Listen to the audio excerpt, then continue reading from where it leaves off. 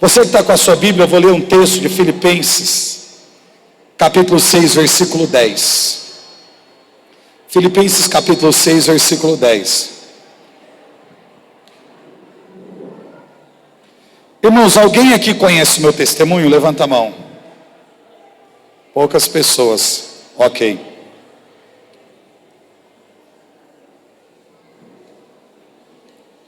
Filipenses capítulo 6, versículo 10 em diante.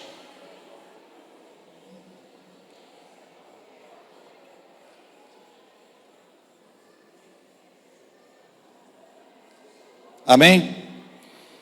Finalmente, irmãos, fortalecei-vos no Senhor, pelo seu soberano poder.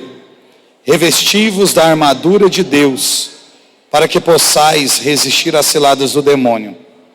Pois não é contra homens de carne e sangue que temos de lutar, mas contra os espíritos, mas contra os principados e potestades, contra os príncipes deste mundo tenebroso, contra as forças espirituais do mal, espalhada pelos ares. Vamos aplaudir a palavra do nosso Deus?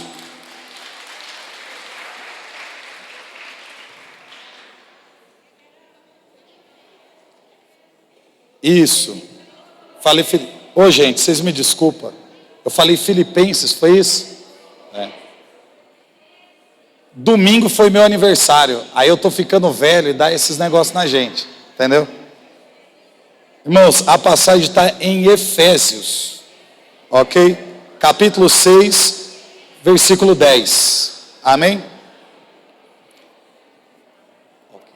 Eu queria que vocês prestassem bem atenção, porque a gente não tem muito tempo, e eu preciso partilhar com vocês algumas coisas relacionadas ao meu testemunho de vida, porque eu acredito que de alguma forma vai fortalecer a fé de vocês e auxiliá-los na vida cristã.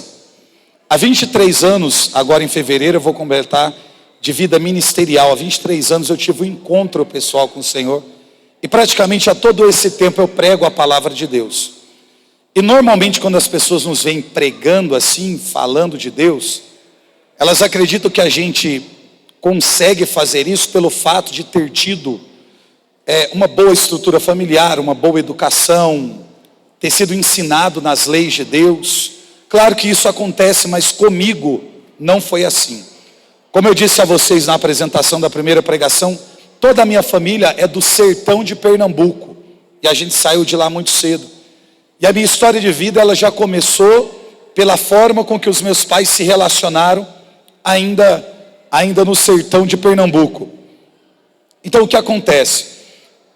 A minha avó, quando estava grávida do meu pai, ela tentou durante todos os 9 meses de gestação abortar, usando todos os métodos que ela conhecia na época. Só que o meu pai nasceu, ela não conseguiu matar a criança. A minha avó não quis, ele foi rejeitado e deu para uma outra mulher criar. Nossa cidade sempre foi uma cidade muito pequena, então é o tipo de coisa que na cidade fica muito grande, todo mundo sabe. A sua mãe de sangue, a sua mãe biológica, nunca teve nenhum contato com ele. Meu pai cresceu sabendo quem ela era e eles nunca tiveram aproximação. A sua mãe de criação, que deu a ele aquilo que uma mãe precisa dar, amor, carinho, afeto, respeito, criou ele muito bem, só que o meu pai nunca conseguiu retribuir afeto. E a mãe dele de criação, quando estava muito doente para morrer, já em cima de uma cama, pediu para ele um copo com água. Disse: Luiz, traz para mim, meu filho, um pouco de água, porque a sua mãe está muito doente. E o meu pai olhou para ela e disse assim: vai beber água no inferno. Ela, antes de morrer, olhou para ele e disse assim: Luiz, eu sei que eu vou morrer, mas antes de morrer eu vou te amaldiçoar. Enquanto você viver, você nunca será feliz. Ela acabou de amaldiçoar o meu pai e morreu. Então a história do meu pai era mais ou menos isso: rejeitado pela sua mãe biológica, amaldiçoado pela sua mãe de criação. Meu pai tinha algumas propriedades na nossa cidade, então ele era visto pelas pessoas como um homem que tinha uma boa condição financeira, digamos assim. O pai da minha mãe, o meu avô, sempre foi um homem muito interesseiro. Por que eu digo sempre? Porque até hoje, infelizmente, é assim. Então meu avô obrigou a minha mãe a se casar com o meu pai, porque ele achava que assim ele poderia ter acesso ao dinheiro do meu pai. A primeira vez que a minha mãe viu o meu pai foi entrando na igreja. Ela não o conhecia. Ela foi forçada a se casar. Ela era menor de idade. Ou casava ou meu avô matava ela de tanto bater. Só que a minha mãe me conta assim que, mesmo se casando com meu pai, com um homem estranho que ela não conhecia, no convívio do lar, rapidamente ela se apaixonou por ele. Porque ela dizia assim: Charles, seu pai era um homem tranquilo, calado, não tinha vício nenhum, uma pessoa boa, trabalhadora. E no convívio da casa a gente se deu muito bem. Só que meu pai disse assim para minha mãe: olha, a única coisa que eu não quero ter na minha vida é filhos. Acho por conta do histórico de vida, a questão familiar. E para minha mãe não foi uma notícia ruim pelo fato de que ela era uma mulher estéril. A minha mãe tinha um útero infantil, era uma mulher desenganada pelos médicos. Era impossível ela conceber uma criança. Mas mesmo assim a minha mãe ficou grávida, sendo uma mulher estéril. E quando eu nasci, ela chegou comigo no colo em casa e disse para o meu pai assim: Luiz, nasceu, é um menino. A primeira palavra que o meu pai disse, ou as primeiras, foi: já nasceu essa desgraça. Então eu fui para o meu pai o motivo de desgraça dentro da minha casa. Depois que eu nasci, o meu pai se revoltou. Depois que eu nasci, meu pai começou a beber. Depois que eu nasci, meu pai começou a jogar e perder todas as propriedades que tinha em dívida de jogo. Nenhuma briga ainda no sertão de Pernambuco, ele tirou a vida de um rapaz em um bar. E a nossa família, o contexto familiar lá era igual de filme. Tinha a família dos Caetanos, que era a família maior, e a família dos Vieiras, que é a nossa família, a família menor. O meu pai matou um rapaz da família dos Caetanos. Então imagina, vira uma guerra em uma cidade dividida por duas famílias. Então a família dos Caetanos queria matar o meu pai ou qualquer pessoa que fosse. E a única forma que ele encontrou foi fugir da cidade, então do estado. Nós fugimos da cidade, do estado, e fomos morar em São José dos Campos, Vale do Paraíba, interior de São Paulo. Cheguei lá, eu era muito menino, com 3 anos, muito pequeno. Então a gente saiu de Pernambuco fugido, porque o meu pai foi ameaçado de morte. Chegamos em São Paulo, não tinha dinheiro, não tinha parente, não tinha amigo, não tinha nada. A minha família se organizou mais ou menos. Meu pai continuou bebendo, andar com más companhias, conheceu as drogas, se tornou um usuário de drogas, se envolveu no crime. E naquela época o crime organizado não era faccionado na proporção que é hoje. Então quem liderava praticamente o tráfico na cidade, dominava o tráfico na cidade inteira. E o meu pai matou o traficante da cidade. Então ele se tornou o traficante de uma cidade. Hoje São José deve ter quase 1 milhão de habitantes. Na época uns 600, 700 mil habitantes, acredito eu. Uma cidade muito grande. E dentro da minha casa virou um lugar onde se recebia droga, preparava droga, distribuía para pontos estratégicos da cidade. Então eu cresci em um ambiente de drogadição, de tráfico, de crime. Meu pai não frequentava igreja, minha mãe passou a participar um pouco depois. E o meu pai frequentava terreiro de candomblé, umbanda, macumba, esse tipo de coisa aí. Eu não sei especificar direito o que era. E em uma dessas idas do meu pai a esses lugares, eu lembro que a minha mãe foi, eu era muito pequeno, fui junto e a gente era obrigado a participar disso. E o meu pai passou por um ritual de fechamento de corpo, tinha umas preces lá, enfim, queimava a ponta de um punhal em uma vela de uma cor diferente e fez uma cruz em cima do peito do meu pai, no coração. Aquele rapaz deu aquele punhal para o meu pai e disse para o meu pai que a partir daquele dia toda pessoa que ele matasse, ele ia ter que furar o coração da pessoa com aquele punhal e beber o sangue da pessoa. E que ele não morreria por bala, só morreria por ponta de faca. Gente, só eu vi meu pai tirar a vida de mais de 25 pessoas. Eu vi o meu pai furar o coração e beber o sangue de mais de 25 pessoas. Eu estou dizendo das que eu vi. Meu pai era uma pessoa impiedosa que não amava ninguém, não respeitava ninguém, agredia a minha mãe praticamente todos os dias. A minha casa vivia cheia de prostituta, de droga, de bandido. Minha mãe tinha que se submeter a toda aquela sujeira, porque se fugisse, meu pai a encontraria. Minha mãe teve uma segunda gestação, a minha irmã, ele tentou abusar sexualmente dela, quando ela tinha 5 anos de idade. Minha mãe teve uma outra gestação, que com 7 meses ele deu um pontapé na barriga da minha mãe, ela perdeu a criança. Ou seja, em casa era uma bagunça. Meu pai apareceu em 2 programas em rede nacional. Apareceu no Linha Direta, os mais antigos, lembra do Marcelo Rezende, que apresentava aí o programa, por ter matado um homem cortado em pedaços, queimado numa churrasqueira e enterrado no jardim de uma casa. Apareceu no Fantástico por ter tomado de 17 a 19 facadas no Carandiru e não ter morrido. Meu pai levava as pessoas que deviam droga para dentro da nossa casa, matava, cortava em pedaços. E eu com 11 anos ia para o fundo de casa com enxadão, ocultar os restos mortais de pessoas que meu pai esquartejava. Não foi uma, nem duas, nem três, nem quatro, nem 5 vezes que eu, criança, ia para o fundo da minha casa, cavar buraco no fundo de casa para ocultar os restos mortais dessas pessoas. Foram muitas vezes que isso aconteceu. Então a nossa casa era uma bagunça. Eu cresci no meio do crime, eu cresci no meio da droga. A primeira vez que eu usei droga foi o meu pai que me deu dentro de casa. Não foi na rua com as más companhias lá fora, não. Quem era responsável por me ensinar o que era caráter, dignidade, decência, foi quem me inseriu no mundo das drogas. Comecei a usar droga muito cedo, usei tanta cocaína que estourei toda a cartilagem do nariz. Eu era aquele tipo de criança que, por mais que reprovasse a atitude do pai, vivia mendigando afeto e carinho o tempo todo, né? Mesmo reprovando aquilo que ele fazia com a minha mãe em casa. Ou seja, minha vida era uma bagunça. Depois meu pai me deu uma arma de presente, e por vez ou outra eu saía com ele ou com o Carlinhos, que era amigo dele, para poder fazer cobrança de pessoas que deviam droga e não pagavam. E numa dessas idas e vindas, o meu pai cobrou um moço, estipulou uma data, voltou na data combinada, ele não estava, a mulher que atendeu, bateu na mulher, porque ela disse, olha, ele pegou o dinheiro que tinha e foi embora, e disse que se ficasse aqui seria assassinado do mesmo jeito. Meu pai, angustiado com aquilo, revoltado com aquilo, bateu na mulher, amarrou ela em cima da cama da casa dela, com uma criança de colo, pegou o outro filho dela de 8 anos e levou para um pasto. Nessa época eu morava na zona leste de São José dos Campos, em um bairro chamado Jardim Cerejeiras. Na parte alta, de cima do bairro, tinha um pasto, uma área verde. O Carlinhos foi em casa e disse, Charles, seu pai está lá no morro, pediu para você levar a arma que ele te deu. Coloquei a arma na cintura, eu subi, quando cheguei lá, estava só o meu pai e o menino. Meu pai falou, cadê a arma? Eu disse, está aqui, tirei a pistola da cintura. Ele falou, coloca a arma na cabeça do menino. Eu falei, não pai, eu não vou fazer isso. Eu tinha 13 anos nessa época. Eu falei, eu não vou fazer isso. Ele falou, rapaz, eu estou falando com você, você coloca a arma na cabeça do menino. Eu falei, pai, eu não vou fazer isso. Eu entendi o que estava acontecendo, comecei a chorar, comecei a tremer. Meu pai colocou a arma dele na minha cabeça e disse, coloca a arma na cabeça do menino. E eu trêmulo coloquei, ele falou, agora você puxa o gatilho.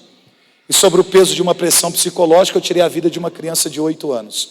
Aí você vai olhar para mim e dizer, Charles, você é um bandido. Eu não cometi um crime porque eu quis. Não foi um ato voluntário, não foi desejo meu. E mesmo sabendo que ele era meu pai, eu sabia que ele mataria a criança, mataria a mim, qualquer pessoa que fosse. Eu saí da cena do crime, eu voltei para minha casa, eu entrei num estado de depressão. Eu fiquei cadavérico em cima de uma cama. Eu mal conseguia comer, me levantava para ir no banheiro. E o que me manteve vivo foi o ódio. Porque eu passei a detestar o meu pai, odiar o meu pai. Eu não conseguia dormir, porque se eu cochilasse um pouco, vinha aquela cena na minha cabeça. Agora imagine uma criança de 13 anos, tendo sido obrigado a assassinar uma criança de 8, tendo que tentar dormir todas as noites e ter que ver a mesma cena todas as noites. Eu fiquei magro, quase morri. Quando foi passando aquele estado, eu fui tentando sair de casa para poder voltar à normalidade, fazer as coisas. Eu não conversava com meu pai, evitava ficar em casa no horário que ele estivesse. A gente já não tinha mais diálogo, mais nada. Um dia eu estou chegando em casa, o primeiro cômodo de casa era a sala, ele estava assim de costa para a rua, porque a porta era meio que de lateral. Ele estava de costa para a rua, eu fui passar como quem passa pelo corredor para entrar por outra porta da casa. Ele estava com a mão no batente assim, e tem esse espaço que fica do corpo, né, do batente da porta. Na sala de casa, minha mãe estava caída em uma poça de sangue onde estava a cabeça dela. Eu, com ódio do meu pai, com uma arma na cintura, e pensando, meu pai matou a minha mãe. Eu tirei a pistola da cintura, dei 3 tiros no meu pai, acertei os 3 tiros, ele caiu. Eu saí ali da cena, achei que ele ia morrer, foi internado, ficou na UTI, saiu da UTI e voltou para casa. Quando meu pai voltou para casa, eu não podia voltar para casa, eu não tinha completado 14 anos. Aí eu fui para São Paulo, morar na Barra Funda com uma madrinha minha. Se envolvi com um primo meu que era puxador de carro, já havia sido preso, roubava carro. A gente foi roubar um carro. No primeiro carro que a gente roubou, fomos pegos num cruzamento. Ele era maior de idade, já reincidente, voltou para a penitenciária. Eu ainda ia completar 14 anos, fiquei acho que 31, 32 dias na Diju, e fui encaminhado para a antiga FEBEM. Eu não fui para a FEBEM por homicídio, eu fui para a FEBEM por conta de roubo de carro. Quando eu fui para a FEBEM, eu passei, e aí isso eu posso falar, porque era algo que acontecia na minha época. Hoje, como é a estrutura da Fundação Casa, eu não sei qual é o método da Fundação Casa, eu conheço muito pouco. Mas do que eu vivi na FEBEM eu posso dizer, porque foi experiência minha. Na minha primeira semana ali, eu passei por aquilo que na nossa época chamava-se de batismo. Era comum entre os meninos. O novato que chegava era linchado por aqueles que já estavam. Os agentes de pátio sabiam de tudo isso. Então passou por mim um menino, esbarrou 1, 2, 3 vezes. Aí a gente começou a brigar, separaram, porque eu fui linchado, né? Separaram a briga. Aí os agentes perguntou, quem começou o tumulto? Todo mundo apontou para mim. Aí os agentes de pátio tiraram toda a minha roupa, eu fiquei completamente nu. Me enrolaram por arame farpado, desde a tornozelo até aqui na nuca, com as mãos assim na cintura. E eu fui jogado dentro de uma cela chamada castigo. Eu fiquei 7 dias no castigo. Todo mundo que entrava lá pisava em cima do arame farpado para que entrasse no meu corpo. Colocava o arroz, o feijão no chão, urinava, defecava em cima e esfregava o meu rosto na merda para que eu comesse aquilo. Todos os dias pela manhã arrancava esse arame farpado e não era com delicadeza. Era até sair o couro do peito, das costas, das pernas. Eu tenho um corpo todo marcado. E nós éramos colocados no paredão da quadra para tomar banho de mangueira de bombeira. A água tem muita pressão, o sangue descia. Eu era enrolado de novo por arame farpado, jogado na cela, 7 dias o castigo. Depois que eu saí do castigo, eu fiquei extremamente revoltado. Mal conversava com as pessoas dentro daquele lugar, com ódio no meu coração. Se existia algum resto de esperança de eu ser diferente, acabou ali. Porque aquilo dali, eu posso dizer para você, eu não sei como é o inferno, mas deve ser bem próximo daquilo que eu vivi na FEBEM, porque aquilo é uma desgraça. Aquilo não conserta ninguém, aquilo não resolve problema de ninguém. E eu estou falando da FEBEM na minha época, porque eu não quero ser leviano de falar de uma realidade que eu não conheço hoje. Na minha época eu posso falar, aquilo era uma desgraça, aquilo era o inferno. Se você não soubesse roubar, você saía sabendo. Se você nunca tivesse tido desejo de matar ninguém, você saía com desejo de matar as pessoas, você saía muito pior. E eu fui torturado dentro da FEBEM, saí pior do que eu entrei. Voltei para a casa da minha madrinha, depois de 1 ano e 2 meses que eu fiquei lá. Quando eu voltei para a casa da minha madrinha, minha mãe entrou em contato e disse assim, Charles, você pode voltar para casa porque seu pai não aguentou pagar pedágio e voltou ou para Pernambuco ou para alguma cidade, ele não está mais aqui. Mas eu sempre gosto de explicar as coisas. O que é pedágio? Vou falar de novo, a realidade que eu vivi. Para o tráfico correr na nossa cidade era assim. Tinha alguns, vou repetir a palavra, alguns não são todos, alguns é uma minoria. Alguns policiais civil e alguns policiais militar. Alguns que cobravam pedágio, ou seja, sabiam do tráfico, eram pessoas corrompidas. Então, para que o tráfico corresse livremente, a gente tinha que dar uma quantia financeira arrecadada pelo tráfico. Quando tinha uma denúncia, se era algum que já sabia, a gente deixava do jeito que estava. Se fosse alguma outra pessoa fazer a vistoria, a gente desmontava a estrutura. Eu não estou dizendo que a polícia militar ou polícia civil é corrupta, gente, pelo amor de Deus. O que eu estou dizendo, como em tudo, tem gente que presta e não presta. Na igreja é a mesma coisa. Tem padre bom e padre ruim, pregador bom e pregador ruim, trabalhador bom, advogado bom e ruim. Isso tem todo, é ser humano. Só que o tráfico é assim, quanto mais você vai dando dinheiro, mais eles vão pedindo e chega uma hora que você não aguenta pagar. Meu pai, para não morrer pela mão da polícia, fugiu. Eu voltei para minha casa, quando eu voltei eu passei a ser cobrado pelas dívidas do meu pai. Aí eu cometi outro homicídio e a vida foi. E se eu fosse falar para você o que eu tive que fazer para pagar dívidas que nem eram minhas, eu acho que não ficaria 10 pessoas aqui dentro, que você não suportaria ouvir o tanto de tragédia e de desgraça que eu fiz na minha vida. Eu vivi uma vida bagunçada, eu fui uma pessoa muito impiedosa, eu virei o reflexo do meu pai dentro de casa. Já não era aquilo que eu reprovava do meu pai, eu passei a fazer. Eu agredia a minha mãe, batia em todo mundo, trancava o meu bairro, não deixava ninguém fazer absolutamente nada. Nada. Eu era o horror do bairro onde eu morava, no lugar onde eu estava. E andava alguns meninos comigo que faziam, viviam aquele mesmo tipo de vida, de bagunça, de gandaia, de corre mesmo. Enfim, aí apareceu na nossa cidade um menino chamado William. O William é um menino que nunca bebeu, nunca usou droga, nunca fumou, nunca foi para bagunça, nunca fez nada de errado. Pai, mãe, família estruturada, família organizada, assim, tudo certo na vida do menino. E Deus deu a ele uma inspiração de evangelizar bandido, olha que coisa. Porque às vezes é assim, o cara que já foi bandido sabe como evangelizar o bandido, pelo menos a via de acesso a gente sabe chegar. Para ele era uma coisa desafiadora. Só que ele tinha eu não sei explicar o que era, mas ele montou um negócio que chamava Ministério de Terço Paulo Apóstolo. Simples. Era um grupo de jovens que cesava o terço na casa dos outros. Tipo cenáculo nas casas. Tinha a partilha da palavra, o evangelho do dia, cantava uma música e no final, como todo bom carismático, comia até as panelas que tinha na casa dos outros. Era isso. Então, era isso. E os meninos que andavam comigo começaram a ir para a igreja. Foi um, outro, nós éramos em 4, 5. Daqui a pouco eu estava sozinho, todo mundo na igreja, os caras que eram do corre, tudo na igreja, o bairro chocado, porque, irmão, quando você fica sabendo que um cara ficou 12 anos na cadeia, saiu, foi para um terço e mudou de vida, o bairro fica chocado, tipo, como assim? E fulano está na igreja, o magrão está na igreja, o neguinho está na igreja, rezando, está escondendo, não, os caras estão na igreja. Aí as mães começou a pedir para os jovens nas casas, então eles rezavam terço, de segunda a segunda, e às vezes várias vezes no mesmo dia na casa dos outros, para atender todo mundo.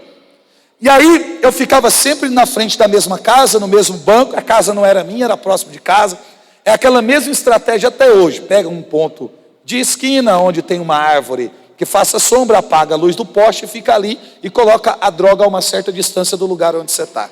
Isso não muda não, na esquina de casa tem o mesmo método, da varanda eu fico vendo os meninos no fluxo lá a noite toda, é assim. E eu ficava lá sentado, eu morava numa quebrada, favela, né? Assim, perto da linha do trem, a molecada descia, advogado descia, professora descia, não era só, gente de tudo quanto é jeito, para buscar droga e subir, era o fluxo. A casa que eu me sentava na frente, num dia, pediu para esses meninos fazer a oração. Aí entrou uns vizinhos, os meninos que eu conhecia, cumprimentei, mas não tinha muito assunto mais, porque eles estavam na igreja, eu não suportava gente de igreja. E eles entraram e eu estou ali na frente ouvindo a oração, um barulho na casa. Saiu uma senhora, parou na minha frente, eu de cabeça baixa, falou, jovem, vamos entrar? Eu falei, não, eu estou de boa. Ela falou assim, vamos entrar? Eu falei, não, eu estou sossegado, estou de boa. Ela falou assim, vamos entrar porque Deus tem algo para você. Eu falei, Deus tem algo para mim? Ela falou, tem. Eu falei, também tem um negócio para a senhora. Eu fui, levantei, dei um tapa na cara dela. Caiu ela para um lado, Bíblia para o outro, eu fiquei invocado com convite. Eu falei, a hora que acabar a palhaçada desse negócio aí, eu volto para cá. Quando deu umas 10h30, eu voltei, todo mundo tinha ido embora, segui o fluxo até umas 4, 4h30 da manhã. No outro dia, já no final da tarde, encontrei o Danilo. Danilo era um menino que andava comigo, fazia as mesmas coisas que eu fazia e que tinha mudado de vida. Chegou em mim e falou, Charles, você é louco? Você tem problema? Por que você bateu na mulher? Era só ter dito que não queria. Eu falei que eu não queria, ela insistiu. Era só ter saído, não precisava fazer aquilo. Eu falei, Danilo, o negócio é o seguinte, irmão. Assim, eu não quero que ninguém me convide para esse negócio de igreja. Eu não suporto igreja. E vai ser assim, daqui para frente. Se alguém me convidar para ir na igreja, eu vou sentar o dedo. Traduzindo, eu vou matar. Aí ele olhou para mim e falou assim, vamos na igreja? Falei, rapaz. Falei, Danilo, você está de brincadeira comigo, velho? Falei, é sério, você vai me matar com o quê? Com terço, com Bíblia? Falei, meu irmão, fica de boa, velho, sai fora, segue sua vida. Ele falou, mano, como é que você vai dizer que não gosta de um negócio que você nunca fez? Falei, não estou afim, aquela coisa. Falei, mas vamos fazer o seguinte, se você parar de me perturbar, eu vou. E aí depois você não me troca ideia, eu não quero ser seu amigo, você não me convida, vocês nem olham na minha cara. Ele falou, beleza, se você for um dia, depois a gente nem se aproxima de você. Falei, combinado. Passou 1 mês e meio, quase 2 meses eu fui, só que assim, irmão, eu aprendi com meu pai, uma das poucas coisas boas, que assim, homem se mede pela palavra. Se você diz que você vai fazer uma coisa, você tem que ter palavra. Aí eu ficava com aquilo na cabeça, eu disse que eu ia, eu vou ter que ir. Só que ao mesmo tempo que eu tinha esse princípio, eu era malandro, então eu pensei o quê? Começa às 7, acaba às 9, eu chego às 8h30 e resolveu o problema. Tipo, cheguei, dei uma passada, vazei e ninguém troca ideia comigo. Isso foi no ano 2000, mês de fevereiro, cheguei 8h30 da noite, Avenida Barbacena, na casa do William, um bairro chamado Jardim Valparaíba. Entrei, primeiro cômodo que dava a porta de acesso era a cozinha, cumprimentei a mãe dele que estava lavando louça. Ele estava na porta que dá acesso para o quarto dele aqui, com violão sentado assim na cadeira, com violão em cima do joelho, bem no negócio da porta. Ele fez com a cabeça assim, porque estava dedilhando. Eu fui, passei por ele, os meninos, era um quarto pequeno, uma cama ali e um guarda-roupa. tinha os meninos ajoelhados. Para eu ir para o outro lado, eu tive que pular os meninos. Pulei, sentei aqui na cama, encostei no guarda-roupa aqui. E o William tocando violão e os meninos ali. Aí ele falou assim: irmãos, vamos orar. Aí os meninos levantaram a mão, tudo ajoelhado, em círculo. E começaram a falar assim, se expressar, igual a gente reza. Eu já olhei e não gostei. Falei, mas como é que fala com Deus? Será que Deus é surdo? Que negócio esquisito. Aí tá lá e grita e um cuspindo na cara do outro, quase dando mãozada na cara do outro. Achei aquilo horroroso. Aí começaram a rezar em línguas. Bom, para quem nunca viu oração em língua, quando vê a primeira vez assusta. Hoje em dia é mais comum, mas há 20 anos atrás não era muito normal. A hora que começou a orar em língua, eu associei o barulho da oração em língua com o barulho do centro de candomblé que tinha perto de casa. Falei, rapaz, me enganaram, é o diabo que vai baixar aqui, não tem nada a ver com Deus. Aí eu pus a mão na cintura para procurar a arma, que foi que se o diabo baixar, eu arranco na bala. Aí eu desarmado, achando que o negócio era de macumba, que era o diabo que ia aparecer. Os meninos tudo ajoelhados, gritando, eu fiquei agoniado.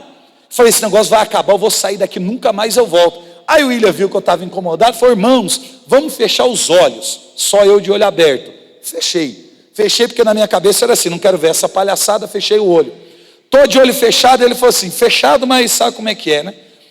Vamos imaginar Jesus na cruz, na cozinha de casa tinha um Cristo de metal, cruz de metal e o Cristo de metal, como se fosse prateado assim de inox.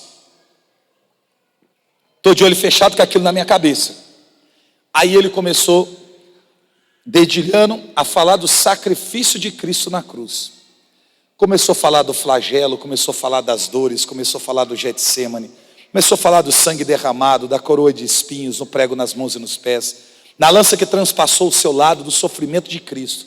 A hora que ele foi conduzindo aquela oração, falando do sofrimento de Jesus, aquela cruz de ferro sumiu da minha cabeça. E apareceu um Jesus do meu tamanho, mais ou menos, em uma cruz gigante, amarrado assim nos pulsos, na canela, com a mão furada, pregada, os pés pregados, o corpo todo ensanguentado, respirando assim com muita dificuldade. E da cruz ele dizia assim para mim, eu morri para te dar vida e vida em abundância. Hoje eu sei que é um texto bíblico, na época eu não sabia. E quando eu vi a cena eu assustei, porque eu nunca tinha visto aquilo na vida. Quando eu abri o olho, eu vi de olho aberto a mesma coisa que eu via de olho fechado. Aí eu comecei a esfregar a mão na cara, porque eu queria ver outra coisa. Esfregando o olho, abrindo o olho, fechando o olho, eu vi a mesma coisa. Jesus sangrando, respirando pouco e dizendo, eu morri para te dar vida e vida em abundância. E aí o William começou a cantar aquela canção do Martim Valverde, Ninguém Te Ama Como Eu, que o Eugênio Jorge regravou. Cantou a música, aquilo foi entrando dentro de mim, parece que foi me rasgando de dentro para fora. A lágrima caiu quente dos olhos e eu disse assim, Deus nunca vai aceitar uma pessoa como eu. Eu uso droga, eu já matei gente, eu já fui preso, eu faço bagunça na vida de todo mundo. Deus nunca vai aceitar alguém igual a mim. E sempre que eu pensava que Deus não ia aceitar, eu via na cruz ele me dizer, eu morri para te dar vida e vida em abundância. Dali de onde eu estava, eu só escorreguei da cama, ajoelhei, chorando e disse, se o Senhor é Deus, então muda a minha vida.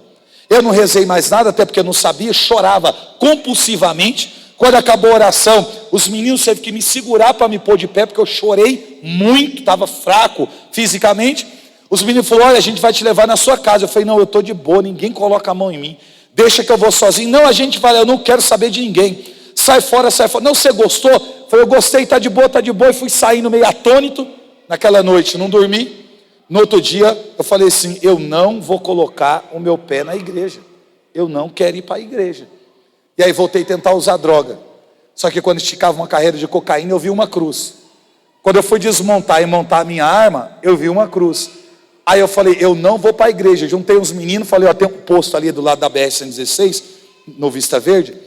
Eu preciso ir para o litoral, para algum lugar. Vamos fazer uma fita num posto ali, a gente pega o dinheiro e mete o pé para Caraguá. Bora, bora. Juntei uns meninos lá, atravessamos a Dutra, porque BR sentido São Paulo, sentido Rio, posto de gasolina bem assim.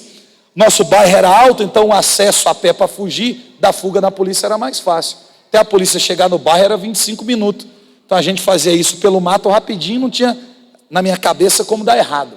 Chegamos lá, fomos no posto de gasolina, roubamos o dinheiro que tinha lá, estamos fugindo, parei no meio da Dutra, BR-116, vi uma luz assim, ó, que não era Jesus, era um caminhão mesmo, que eu parei no meio da BR.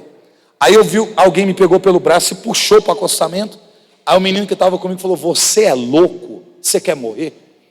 Eu falei: vocês não estão vendo ele? Aí eles olharam para onde eu apontava e falaram assim: cara, que droga você usou, velho? Ele quem? Eu falei: Jesus. Os caras: Jesus? Aí os caras riu. Meu irmão, nós estamos fazendo uma fita, Jesus não vai aparecer aqui.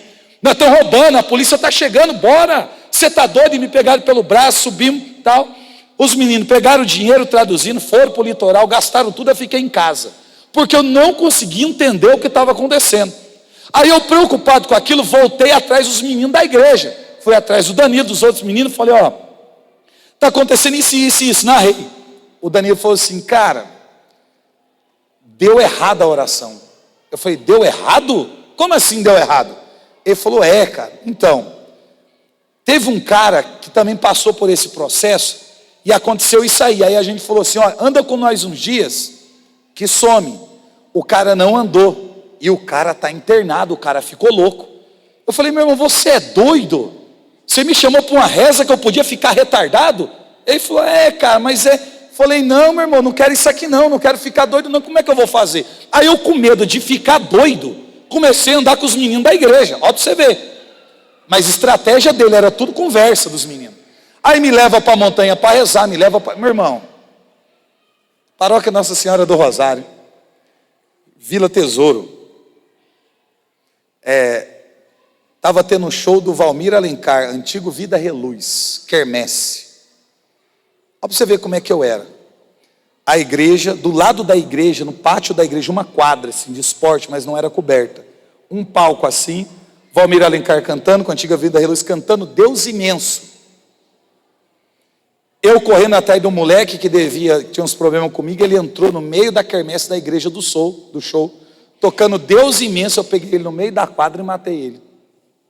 Aí imagina, a primeira vez que eu pus o pé dentro da paróquia, correu o paroquiano, correu o padre, correu coroinha, correu todo mundo. Porque os caras falaram: rapaz, se ele matou um cara na quermesse, ele veio pegar alguém dentro da igreja, porque esse cara não é de igreja. Aí eu falei para os meninos: tá vendo? Ninguém vai me aceitar na igreja. Todo mundo tem medo de mim, os caras Charles, mas tipo assim, você fez uma fita no pátio da igreja. Ninguém aqui está achando que você é de igreja, tá achando que você está procurando alguém. Aí nessa coisa de vai para lá, vem para cá, vai para lá, vem para cá, e eu com medo de ficar doido, e indo tudo quanto é reza, tudo quanto é terço, um dia, parece igual Paulo, as escamas caíram dos meus olhos. Eu entendi o que estava acontecendo, voltei para casa, minha mãe estava esfregando roupa no tanque, a gente morava em uma edícula de fundo assim, eu parei atrás dela e disse assim: mãe. Eu não chamava ela de mãe, eu chamava ela de tudo quanto é palavrão que você imaginar, de nome feio. Quando eu disse mãe, ela largou a roupa, olhou para trás e disse assim: você me chamou do quê? Acho que ela pensou: que droga será que esse cara está usando, né? Eu falei assim: eu chamei a senhora de mãe. Aí ela, com um ar de estranheza, falou assim: mãe, eu quero dizer para a senhora que eu tive uma experiência com Deus, que Jesus mudou a minha vida. Eu quero te pedir perdão por tudo que eu fiz a senhora sofrer. E quero dizer para a senhora que a partir de hoje a minha vida nunca mais será a mesma. Minha mãe levantou a cabeça para o céu.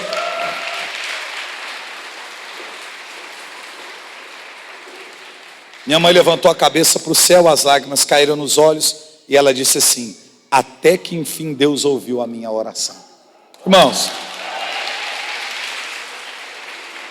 quem já usou droga sabe que droga inibe sono, ou quem tem esse problema com alguém da família.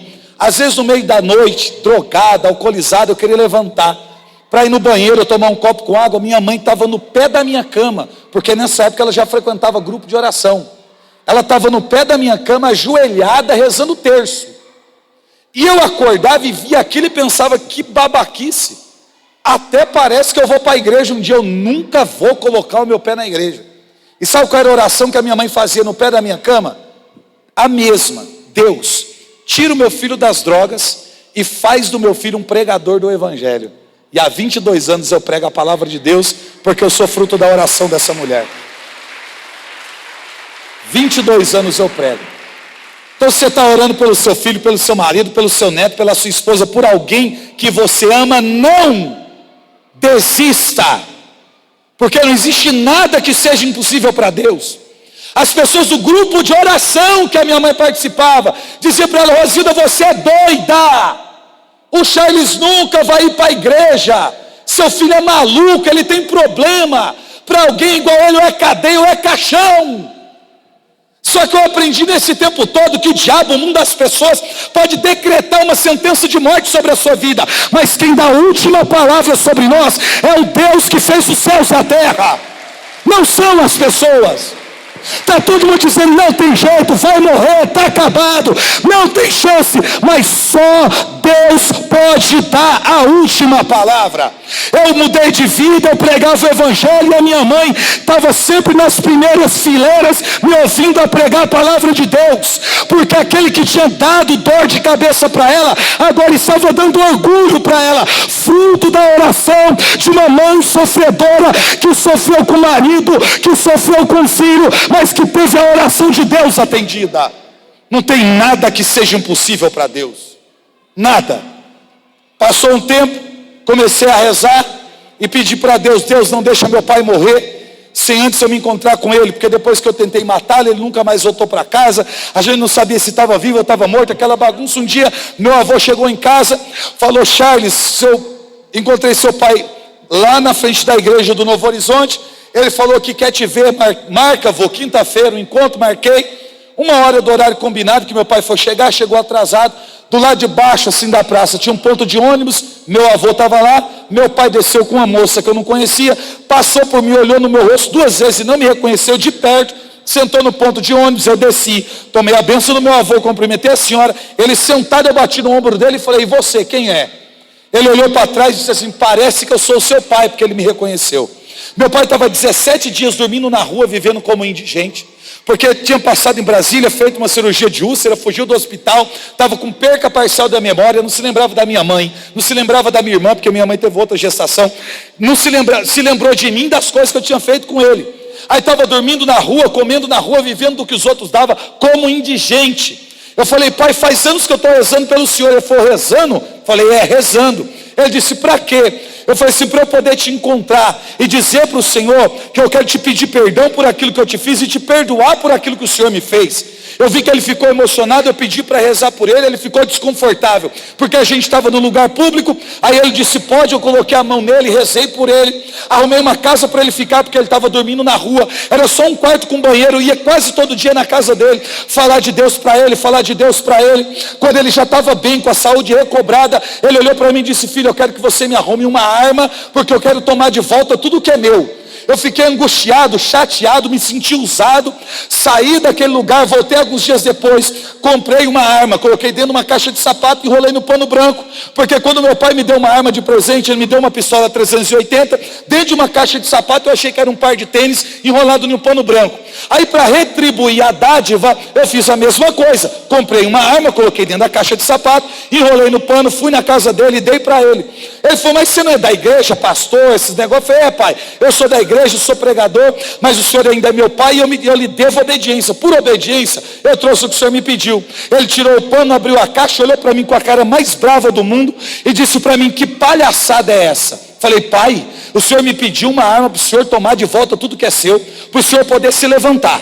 A única arma que eu conheço capaz de levantar a vida do homem, e a única que eu sei manusear hoje é essa. Eu tinha comprado uma Bíblia e colocado dentro da caixa de sapato.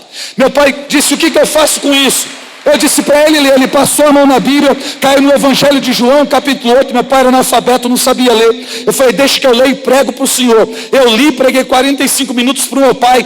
Antes de acabar a pregação, ele ajoelhou chorando e falou, eu quero isso que você tem. Eu falei, então agora eu vou rezar para o senhor vai receber o Espírito Santo e a sua vida nunca mais vai ser a mesma. Eu coloquei a mão nele, rezei por ele chorou, foi batizado com o Espírito Santo, nunca mais bebeu, nunca mais usou droga, nunca mais voltou para o crime, nunca mais voltou para o tráfico. Estava indo em algumas pregações comigo, muitas vezes eu dava esse testemunho, pedia para o meu pai levantar no meio da assembleia, para ele poder falar, para o povo poder ver. Aí um dia, meu pai me chamou e disse, olha filho, tem um rapaz que me ameaçou por conta de coisas que eu fiz no passado. Falei, o que o senhor vai fazer? Se fosse outros tempos eu matava para não morrer, mas hoje eu prefiro morrer do que voltar a tirar a vida de alguém. Meu pai voltou para a mesma cidade, para o mesmo bairro e devia para muita gente, tinha problema com muita gente. Então ele disse, olha, em outros tempos eu matava, podia fugir, podia matar, mas hoje eu não vou fazer isso. Se eu tiver que morrer em consequência do meu erro, que assim seja, mas eu não quero levantar a mão contra mais ninguém. Infelizmente meu pai foi assassinado, ele foi decapitado, arrancaram a cabeça do meu pai. No dia do funeral eu olhei aquilo, fiquei revoltado e fiquei pensando assim, eu vou matar quem matou o meu pai. Esse era o meu sentimento. O que me manteve na presença de Deus foi lembrar da última conversa, ele me dizendo assim, olha filho, eu prefiro morrer do que matar, porque eu acreditei na palavra que você pregou para mim. Então o sentimento que me dava era de que aquela evangelização tinha surtido nele algum efeito. Para a gente encerrar, para a gente rezar que meu tempo está estourando. Agora no sábado santo vai fazer 5 anos que a minha mãe faleceu. Minha mãe morreu vítima de um câncer, eu já morando aqui em Minas, ela morando no interior de São Paulo. Eu vi muito pouco ela nesse tempo de tratamento, de quimioterapia, radioterapia. Eu estava numa missão na Bahia, na sexta-feira da Paixão, me ligaram. Quase 5 anos atrás. A minha irmã disse, olha, a mãe está muito ruim e disse que ela não quer morrer sem antes te ver. Só consegui voo no sábado de manhã. Quando cheguei no hospital, o Mateus, que está ali, que é seminarista, que estava conduzindo aqui, levou a minha esposa de carro para lá, para São Paulo. Quando eu cheguei no hospital, ela já estava em coma induzido, 12 horas desacordado, já estava praticamente morta, o médico havia dito. Eu segurei naquela gradezinha do lado e dei um grito bem forte. Eu disse, mãe, a senhora disse que não ia morrer se antes me ver. Abre o olho, mãe. Eu mal acabei de falar, eu senti a mão dela segurando na minha.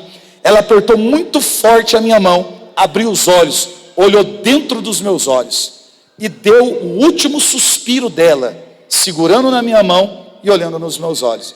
Ela não me disse nenhuma palavra, mas eu entendi o que ela queria me dizer com aquele olhar. É um olhar que enquanto eu prego para você aqui, está na minha cabeça aqui te dizendo. É como se ela me dissesse assim, filho, vai até o último dia da sua vida, fazendo aquilo que eu rezei para que você fizesse. É como se ela me dissesse, nunca deixe de pregar o Evangelho. Pregar o Evangelho para mim não é uma questão de vaidade, irmãos. Pregar o Evangelho para mim é uma questão de vocação, mas é uma questão de honra, de obediência à minha mãe. Se você nunca viu um milagre na sua vida, você pode ter certeza que você está vendo um milagre hoje. Realmente era para eu ter morrido, não ter chegado nos 18 anos, com o tipo de vida que eu tive, as pessoas que tiveram, ou foram executadas ou estão atrás das grades. Só que Deus colocou a mão sobre a minha vida, me levantou como pregador do Evangelho, e Deus me levantou por causa de você. Eu acredito que Deus levantou alguém do lixo como eu, da sujeira como eu, alguém imprestável como eu, alguém miserável como eu, alguém tão desgraçado como eu, para pessoas como você. Para que você, olhando para a minha vida, olhando para o meu testemunho, entenda que independente do problema que você está passando, não existe nada que seja impossível para Deus. Nada. Fique de pé.